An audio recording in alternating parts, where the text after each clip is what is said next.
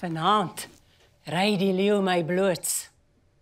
As jy mooi kyk, sien jy ons in 'n warboel van diere en skedels verbyflits.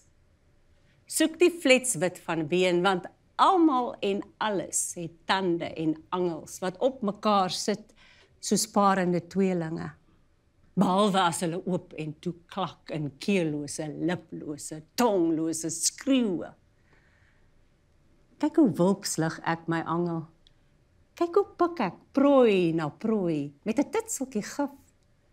Let op my lustige verorbering, want as jy weer kyk, sit net die dop lig weg in die asem. 'n Vreesbevange bok, 'n vis wat vlak blink, 'n kreef wat skief wegskarrel.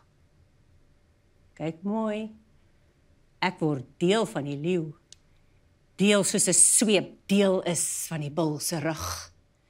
En ons sidder in verwagting. Ons sidder vir wat aan die kom is.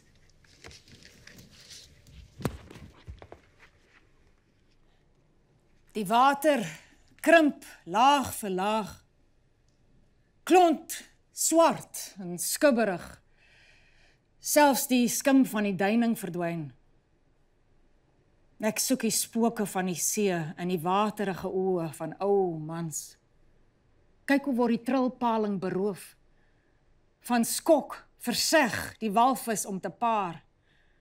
Alle visse verloor hulle grate en kyk hoe kleef hulle tande netjies aan mekaar vas.